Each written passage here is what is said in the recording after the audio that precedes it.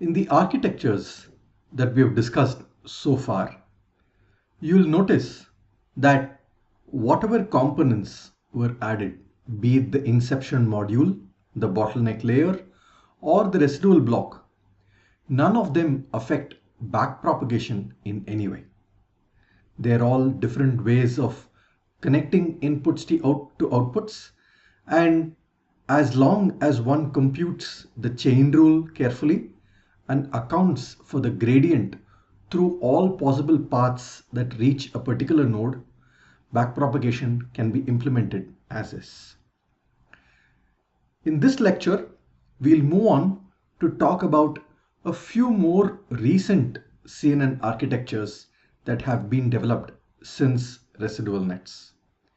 ResNets won the ImageNet challenge in 2015 and have continued to be a popular choice for several applications. We'll talk about ways in which they have been extended in this lecture. In particular, we'll talk about wide ResNets, ResNext, which is an extension of residual nets, deep networks with stochastic depth, dense nets, mobile net, efficient net, and squeeze excitation net, so on and so forth. Hopefully, this will give you a flavor of the ways in which you can improve CNN architectures. One of the earliest works that followed ResNets was a work that tried to understand the importance of the identity mapping in residual networks. As we discussed last class, the identity mapping between residual blocks allow the gradient to flow through a highway during backpropagation. The creators of ResNet improved their design here with this effort, where if you notice the original residual unit here, at the end of a residual block, there was a ReLU that was applied on the output of the residual block. The creators of ResNet noticed that that could affect the flow of information through that direct path, and hence changed the design to bring ReLU into the residual block, and this they found created a more direct path for propagating information, because now this identity map connection is not succeeded by a ReLU and the information passes as is, and it was also found to give better performance in their empirical studies. A popular variant of ResNets, which is used a lot today, is known as wide ResNets. As the name suggests, it was an improvement of residual nets, but the objective in this design was a hypothesis that residual networks work because of the residual block and not because of increasing the depth. In residual networks, remember, on one hand, the residual blocks were introduced to mitigate the vanishing gradient problem. On the other hand, the authors argued that that allowed us to create deeper and deeper networks which gave better performance. But in wide ResNets, the authors argued that you don't need depth. As long as you have strong residual blocks, that can give you good performance. So to show that and to study that hypothesis, they increased the width of each residual block by multiplying the number of filters k-fold. In the basic residual block, if you had two 3x3 convolutions with f filters each, or f feature maps each, that's again, if you recall, the depth of the output of each layer, they increased each of them k-fold and made it fk and fk. And they showed that with this increase of width in each residual block, a 50-layer wide ResNet could outperform a 152-layer original ResNet. This increasing the width instead of depth can also make computation efficient through techniques like parallelization. If things are done one after the other, which is what happens when you increase the depth, it's not possible to parallelize.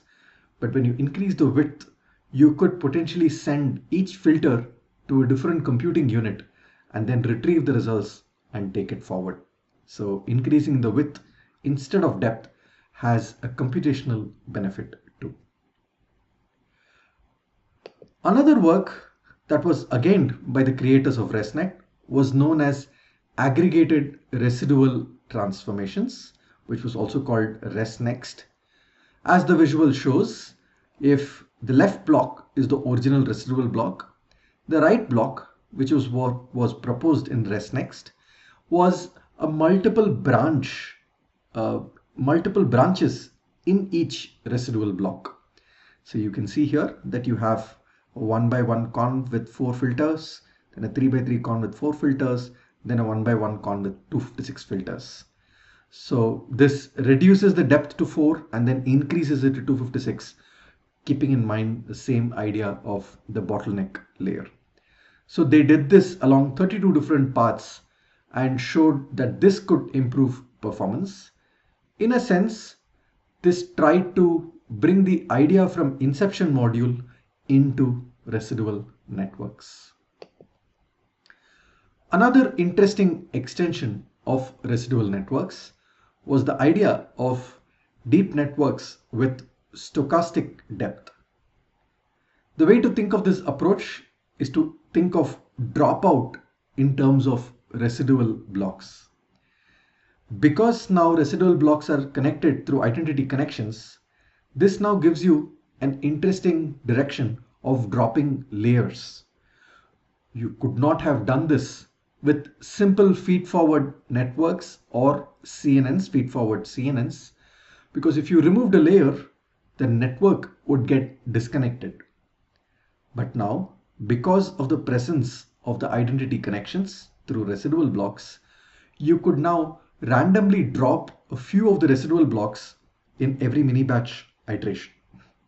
And that could be done in a stochastic way by randomly sampling from a uniform distribution or any other probability distribution and accordingly deciding which blocks should be dropped. So the motivation is this reduces vanishing gradients further, and it can also reduce training time because the forward propagation is perhaps shorter now, and it can also act as an added regularizer. Some more noise, just like how dropout serves as a regularizer. And at test time, very similar to dropout again, you use the full network as it is, very similar to how it's done in dropout. Moving on from these methods came a method known as dense nets, which is perhaps after ResNets and a version of ResNets known as inception ResNets. Dense nets are perhaps the most popular choice for computer vision tasks. As the name suggests, dense nets stands for densely connected convolutional networks. In this case, you have a dense block similar to a residual block, but a dense block where each layer is connected to every other layer. Remember, in ResNets, you had identity connections only periodically after every residual block. But in a dense net, within a dense block, you have identity connections from every layer to every other layer. You also call them skip connections. These connections that take you from one layer to another layer are called identity connections because the weight on that connection is identity. They are also called skip connections because you're skipping a few layers in between and going straight away to a later layer. Similar to ResNets, this also alleviates the vanishing gradient because of those identity connections that keep giving a stronger gradient through these dense net blocks. And they showed that using this approach, a shallow 50-layer network can outperform a deeper 152-layer ResNet. Of course, you have to keep in mind that the word shallow here is a relative term with respect to 152 layers. This is popularly in use today for image classification. You can see the overall architecture of this network on the far right here, where you see that you have an input, you have a conv layer, and then comes one entire dense block of all of these dense connections. So you can see again that within each dense block, you have a conv layer, then you concatenate using the input, then you have a conv layer, you again concatenate using the input from the previous conv layer as well as the original input, then you again have a conv layer and then concatenate, and then you have a conv layer before you come out of that dense block. After the dense block, you have a conv pool conv, once again dense block, conv pool conv, a dense block, pool, fully connected, and then finally a softmax layer for classification. As architectures started evolving through interesting use of skip connections, all the variants of ResNet and DenseNets were different ways of using skip connections to avoid the vanishing gradient problem as well as make computations more efficient. There was another need emanating as CNNs became popular for vision applications, which was, can we use vision applications on low power devices, embedded devices, or what are known as edge devices, devices that sit at the edge, at the cusp of interaction with users or an environment for that matter. Mobile nets was one such effort, which refers to a class of efficient models for mobile and embedded vision applications. It was developed in 2017 for the first time. And before we describe mobile nets, what are the desirable properties of a CNN for use in small devices? You need low latency, which means the forward prop of a neural network should be real time, should not have latency. Low power consumption. Running a neural network should not consume too much power. Often in these edge devices, there is very little, the power sources are very little, and they may have even other components to run. So you do not want too much power to go into the running of a neural network. You want the model size to be small. We saw that from AlexNet to VGG, there was a model size increase, but then with ResNets, the model size started decreasing while being able to achieve a similar performance. And you still want at least a sufficiently high accuracy. You may be fine to drop 1 or 2 percentage points in accuracy, but at a significantly smaller model size and a low power footprint. Mobile nets are aimed in that direction. They are small, low latency networks which are trained directly. A complementary approach to this problem, which has also been popular over the last few years, is the idea of compressing neural networks. While in compression of neural networks, you try to prune out weights, or there are other methods in which you can try to remove the weights that you think do not matter for the outcome. But mobile nets try to do this by design.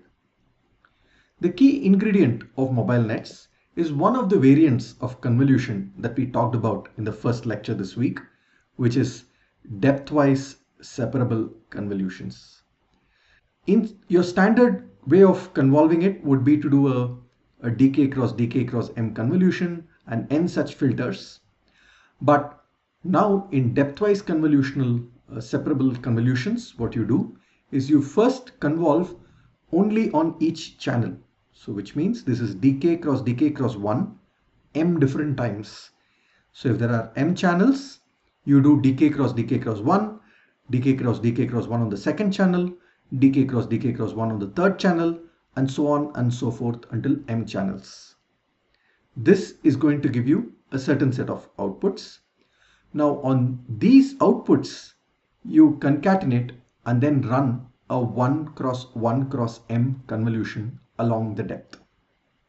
Remember, each dk cross 1 will give you an output which is the same size as the input, for instance, if you pad, and you would have m such outputs. Now you do a 1 cross 1 cross 1 m convolution across all of those channels. You will have n such 1 cross 1 cross m filters to finally give you the same output that you would have got with standard convolution. Let's see this in some more detail. So DSC, which is depthwise separable convolutions, replaces standard convolutions with depthwise convolution followed by 1 cross 1 convolution.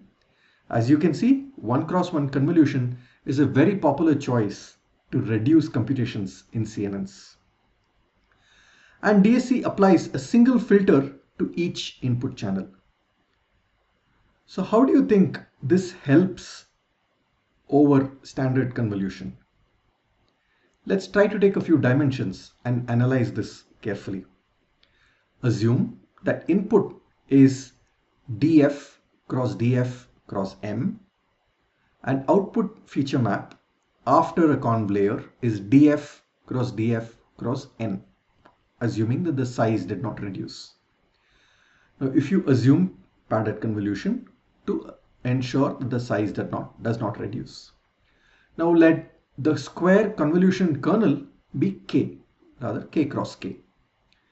Now in a standard convolutional layer, this would have k cross m cross n parameters, because you would have k cross m, k cross k for the filter size and m for the depth, and n such filters. So that would lead to k cross m cross n, and a computational cost would be k into m into n into df, because that's the width and height of the input. Let's see what happens if you use a depthwise separable convolution. If you do depthwise separable convolution, this factorizes the above computations into two parts. First, depthwise convolutions, then pointwise convolutions, right, which is the 1 cross m part. The depthwise convolutions, which operates channel wise, has k cross m parameters, each filter being k cross k, and you have m such for each channel. The total cost there would be k into m into df, and the pointwise convolutions become 1 cross m, which is the size of each filter, and n such filters, which means 1 cross m cross n parameters. The total cost will be m into n into df. So if you now see what was multiplicative in terms of these parameters now becomes an addition of k into m into df plus m into n into df. By what fraction is computation reduced? You can try computing it yourself, but clearly you can see that this would become additive, this would become multiplicative, and that should tell you by what fraction the computations reduce. This is very similar in principle to separable convolutions that we saw way back in the first week.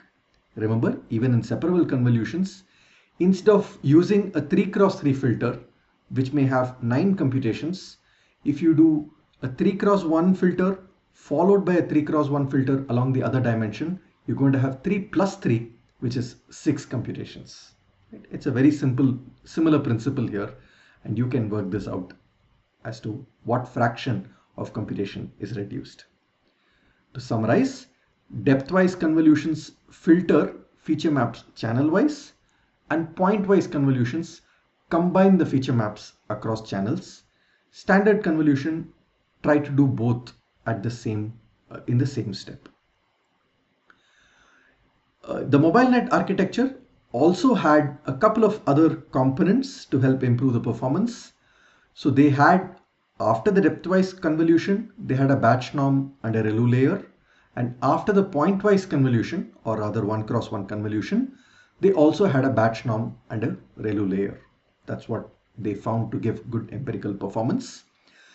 And to also obtain faster and smaller models, they had two hyperparameters: a width multiplier, that controls the number of channels based on a multiplier. So if you had an M and an N for the input number of channels and the next layer's output number of channels, alpha is a constant that scales M and N based on the constraints under which you are operating these models. Mobile nets was intended to be a family of models which can be designed for certain constraints rather than a single model. Until now, whatever model we saw, ResNet, VGG, GoogleNet, ResNext, any of those variants were one specific model with a specific architecture. But mobile nets is about developing a family of architectures where the architecture can be fine-tuned based on certain constraints. And these multipliers, a width multiplier alpha and a resolution multiplier rho, try to cater to that need of changing constraints. It could be hardware constraints, it could be power constraints. So based on a particular constraint, you could use the width multiplier to automatically adjust the architecture. The M and the N in the architecture would get scaled down or scaled up based on some constraints or what additional resources you may have. In that case, it could get scaled up. Similarly, resolution multiplier scales an input image to a fraction of its size based on constraints that you may have in a particular setting. So that allows you to use the same idea to develop a family of models that cater to different constraints in the setting of where this model is used. A similar approach was proposed last year in 2019, known as efficient net. This had a different premise to the way it went about the same idea, but the objective was similar, which is to develop a family of models that cater to some constraints that you may have in terms of computational resources. And the way they approach this problem is to say that we generally understand through conventional wisdom that if you scale up CNN architectures in terms of width, in terms of depth, in terms of input resolution, the model should work better. But when they ran studies to observe the trend of increasing depth, increasing width, and increasing resolution, they found that it did increase but plateaued after a certain time. And they tried in this method to explore a principled way in which a CNN can be scaled based on resource constraints. As we just said, scaling up any dimension independently improves accuracy, but return diminishes for bigger models, which is what you see in these graphs. The first graph points out flops on the x-axis and the ImageNet accuracy in the y-axis. You can see that as W, the width of the model, keeps increasing, flops keep increasing, but the accuracy also keep increasing. But at a certain point, the accuracy saturates even as you keep increasing the width of the model. You see a similar behavior for depth. You see a similar behavior even for the resolution of the input image.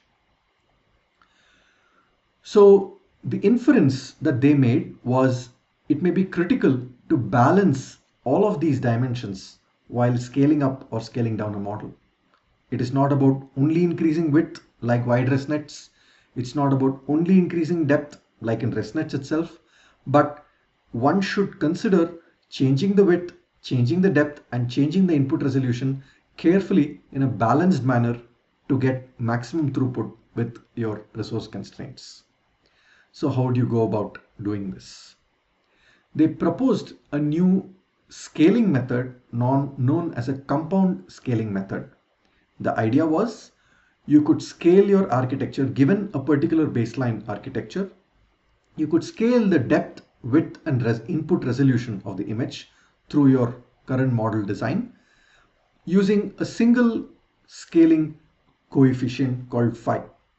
And that's why it's known as compound scaling. It's based on one single coefficient, but all your dimensions, your depth, your width, and your resolution all get changed based on that single coefficient. Through a lot of empirical studies, they came up with this specific formulation that you see on the right, which says that depth is equal to alpha time alpha power 5. W, the width, is beta power 5. Resolution R is gamma power 5. Such that alpha into beta square into gamma square should be about 2, and each of alpha, beta and gamma must be greater than or equal to 1, and they're all constants. You may wonder how this came. Firstly, let's try to understand each of these. Why alpha into beta square into gamma square and not alpha square into beta square and gamma square, for instance? The reason for this is that convolutions are the costliest operation in a CNN. And when you increase depth, convolution or the number of operations increases linearly. But when you increase the width or the resolution, width is the number of filters or the resolution, the computations increase in a squared manner. And that's the reason this relationship is in place, and this was found by them in an empirical manner. Now why should it be equal to 2? And one can explain this through an example. Let's assume phi was equal to 1, and in their context this means that you are now provided with double your current resources. You had a certain computational resource so far. For example, you had a certain GPU, and now today you bought a new one and your resources doubled. In that scenario, phi would be set to 1 in their framework. And if phi is set to 1, you can make out that you would solve for alpha into beta square into gamma square is equal to 2 with alpha, beta, gamma greater than or equal to 1. They solve this using a grid search, and you would get values such as alpha to be 1.1, beta to be 1.15, gamma to be 1.3, or one of those variants. That would give you the solution.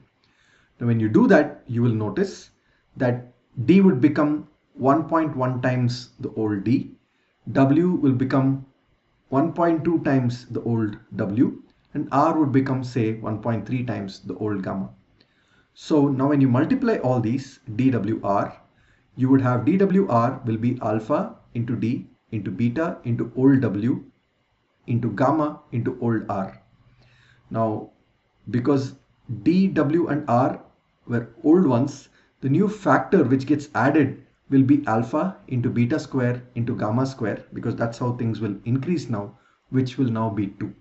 So when phi is equal to 1 and you have doubled your resource availability, solving this problem, solving this equation here, alpha into beta square into gamma square is equal to 2, allows you to scale your depth, width and resolution in a manner in which you will maximum go up to 2 times your current number of computations.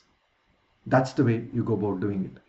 And once you decide your alpha, beta, gamma for a given problem, you then change phi and you can get a family of models.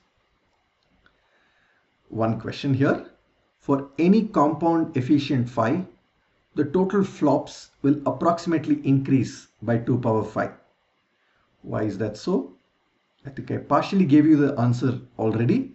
If you go back and look at what I just said, remember, if phi is equal to 1, we saw that D will become alpha times the old depth. And remember, these are multipliers, right? These are scaling coefficients. So when we say D is equal to alpha of phi, we mean if alpha is 1.2, then D will become 1.2 times the old depth. It's a scaling coefficient. So if the total number of computations is D into W into R, your new number of computations after doing the scaling would be alpha into D. If you get alpha is equal to 1.2, beta is equal to 1.1 and gamma is equal to 1.3, then D would be alpha times the old D. W will be beta times beta square times the old W. R will be gamma square times the old R. Remember, for width and resolution, things get increased in a squared manner.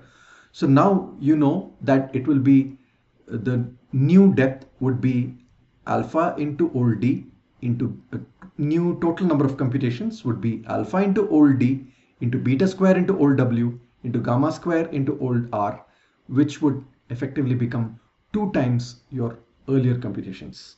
This was for a choice of phi to be 1. If you chose phi to be 2, you can work this out in a similar manner and show that the number of computations will increase by 2 power phi. Using this approach, you can first fix phi is equal to 1. You do a grid search on alpha, beta, gamma, solve this equation that you see here. Alpha into beta square into gamma square is equal to 2. And that would give you a certain value of alpha, beta, gamma. Now, for that choice of alpha, beta, gamma, vary your phi based on whatever your computational budget is. As I said, if your computational budget doubled, set phi is equal to 1. And now if your computation budget reduced, accordingly change your phi. And using this, you will get a family of models where each model has scaled depth, scaled width, and scaled input resolution. And with this, they show that they can outperform mobile nets and achieve significantly high accuracy even under resource constraints. The baseline model in this approach is obtained through a method known as neural architecture search. So the baseline model was not a ResNet. It's not like they took a ResNet and then scaled the width, resolution, and the depth. It's not like they took an AlexNet. The baseline model, which is then scaled based on different constraints, is found using a method called neural architecture search. This is a topic that we'll cover much later in this course, since it's an advanced topic and needs a few more concepts before talking about it. A last architecture that we'll talk about in this lecture is again a fairly recent one that was introduced in 2018, and this is known as the squeeze and excitation network. It was once again a network that helped improve efficiency of the model by reducing computations in a certain way. Let's see how they went about it. The main motivation of this approach was to improve the quality of the representations, which means representations of a CNN are the outputs or the certain feature maps of certain layers in the CNN. They wanted to improve those feature maps by modeling interdependencies between channels in each convolutional layer. This was achieved by the introduction of a new architectural unit known as a squeeze and excitation block, or an SE block, which consisted of two operations: a squeeze operation which embeds global information, and an excitation operation which recalibrates feature maps channel wise. Let's see how this happens. To understand it, let's consider an input X which has H prime cross W prime cross C prime dimensions, and FTR is a transformation that takes you from X to U, which has dimensions H cross W cross C. The SE block works on U, and the way it works is what is shown in this visual here. So you have an X block. It could be an input to a convolutional layer. F transform could be FTR, which is denoted by F sub TR, is a convolutional layer that probably took X to U with the dimensions H cross W cross C. So the output of U is where the squeeze excitation block is squeezed in.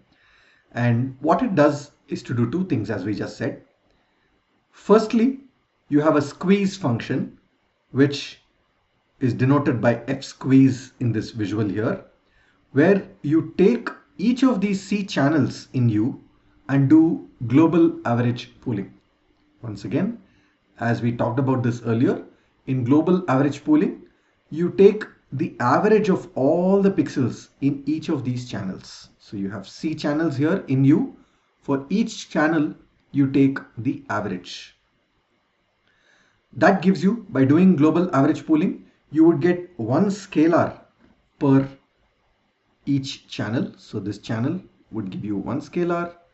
The next channel here, let's assume that the next channel was something like this.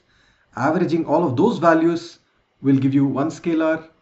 Then similarly, and for each of those channels here, and that would form this 1 cross 1 cross 1 C vector. That's the squeezing part. Then they have an excitation function, which is denoted by f sub x here, which learns a set of weights. Squeezing is only global average pooling. Remember, pooling layers are parameter free. There are no weights. They only squeeze, they only subsample.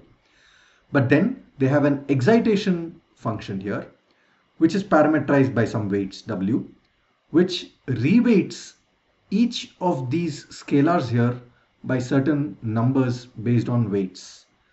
What are we trying to do?